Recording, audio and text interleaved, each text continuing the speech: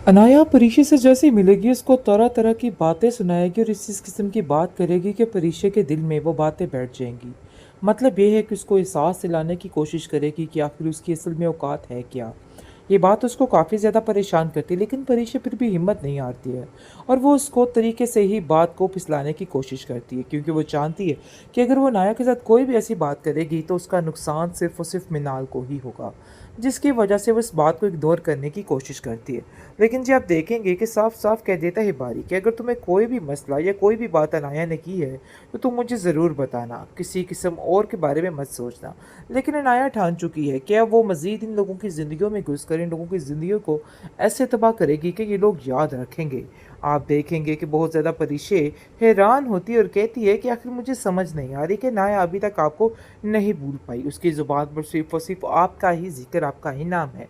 जिसको सुनकर बारी कहता है कि तुम्हें इन सब बातों से परेशान होने की ज़रूरत नहीं है। वो उसका रोज़ का मामूल है और उसको आदत है इन सब चीज़ों की। इसलिए हम कभी भी उसकी ये बातों को नोट नहीं करते और तुम भी बेहतर यही है कि उसकी ये फ़ज़ूल बातें अपने दिल पे मत लो।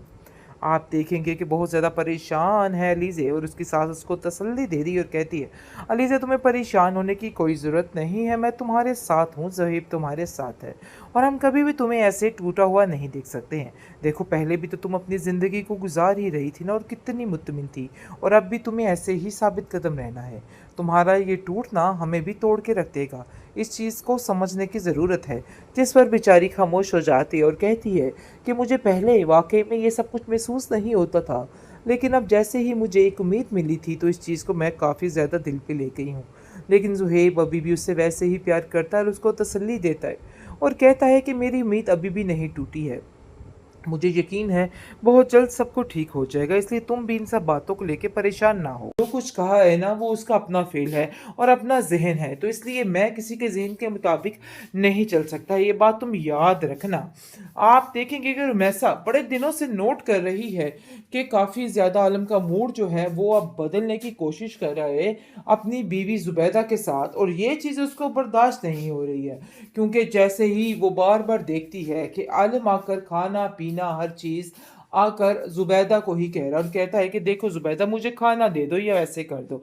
ये बात बिल्कुल भी हज़म नहीं हो रही। लेकिन परिशे घर में आती है तो सारे मामलात देख के काफ़ी हैरान हो जाती है और अपनी माँ से कहती है कि ऐसा लग रहा है कि जैसे जो कुछ हो रहा है ना, बहुत बेहतर ही हो रहा है। मतलब ये है कि बाबा का यहाँ पे आना बहुत ठीक था और अब देखिए ना किस तरीके से सारे हालात बदलते हुए नज़र आ रहे हैं और उनको इन चीज़ का एहसास भी हो रहा है कि उन्होंने जो गलतियाँ की थी अपनी माज़ी में, उनको सुधारना चाहिए।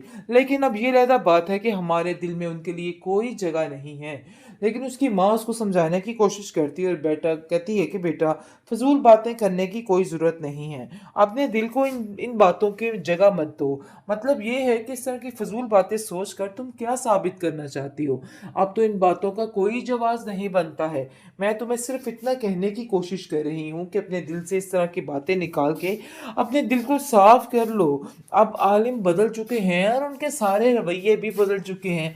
तुम्हें भी इन सब चीज़ों को समझना होगा। आप देखेंगे कि ज़ुबैदा काफ़ी ज़्यादा खुश और मुत्तमिन नज़र आ रही है, क्योंकि वो जानती है कि अब आलिम के दिल में वाक़ई ही उसके लिए एक जगह बन चुकी है और वो इस बात को लेके काफ़ी ज़्यादा खुश है। लेकिन रुमैसा को बहुत ज़्यादा इस बात की मिर्चें लग रही हैं और वो काफ़ी ज़्यादा गुस्से में आ जाती है और कहती है कि आखिर इस घर के मामलात जो मैं देख रही हूँ, मुझे तो बिल्कुल पसंद नहीं आ रहे हैं और ये बात ज़हन में रखिएगा। इस पर आलम कहता है कि तुम्हारा अपना ही फैसला था इस घर में आने का, ये बात तुम याद रखना। बेहतरीन ड्रामा सीरियल रहमत के इस एपिसोड में आप देखेंगे कि अनाया की मुलाकात हो जाती है परीशे से और परीशे उसको देख के काफ़ी हैरान होती है, लेकिन जैसे ही वो उससे सही तरीके से बात करने की कोशिश करती है अनाया का मूड ऑफ दिखता है और वो अजीबो गरीब किस्म की उसके साथ बातें और गुफ्तगू शुरू कर देती है, जिसकी वजह से परीशे काफ़ी परेशान हो जाती है, लेकिन ये चीज़ किसी को दिखाती नहीं है। आप देखेंगे कि वो कहती है कि आखिर तुम्हें मुझसे मसला ही क्या है, मैंने तो कभी तुम्हारे बारे में कुछ गलत नहीं सोचा, लेकिन पता नहीं क्यों मुझे ऐसा लग रहा है कि आप हर वक़्त मेरे बारे में ही सोचती रहती हैं। जिसको सुनकर अनाया कहती है कि ऐसी कोई बात नहीं है। अपनी गलतफ़हमी को ज़रा दूर ही रखिए तो बेहतर है। आप देखेंगे कि किस तरीके से बारी इस चीज़ को जान लेता है और कहता है कि मुझे साफ-साफ बताओ।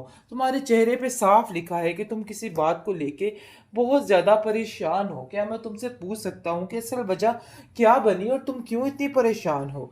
जिसको सुनकर वो कहती है कि ऐसी कोई बात नहीं है, बिला वजह टेंशन लेने की कोई भी ज़रूरत नहीं है, इसलिए इन बातों को लेके बिला वजह परेशान मत हो।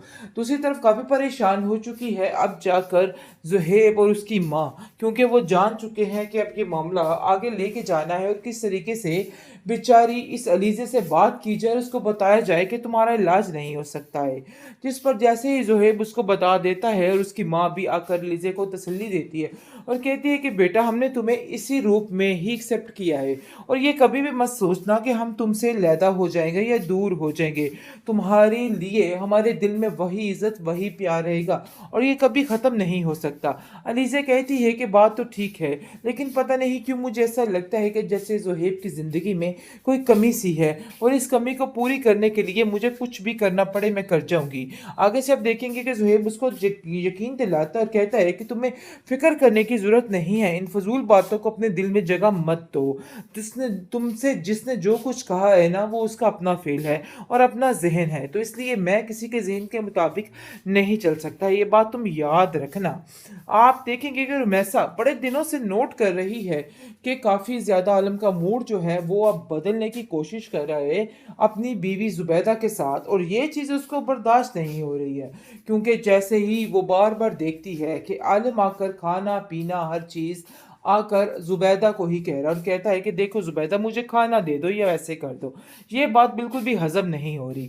लेकिन परिशे घर में आती है तो सारे मामलात देख के काफ़ी हैरान हो जाती है और अपनी माँ से कहती है कि ऐसा लग रहा है कि जैसे जो कुछ हो रहा है ना बहुत बेहतर ही हो रहा है। मतलब ये है कि बाबा का यहाँ पे आना बहुत ठीक था और अब देखिए ना किस तरीके से सारे हालात बदलते हुए नज़र आ रहे हैं और उनको इन चीज़ का एहसास भी हो रहा है कि उन्होंने जो गलतियाँ की थी अपनी माज़ी में उनको सुधारना चाहिए।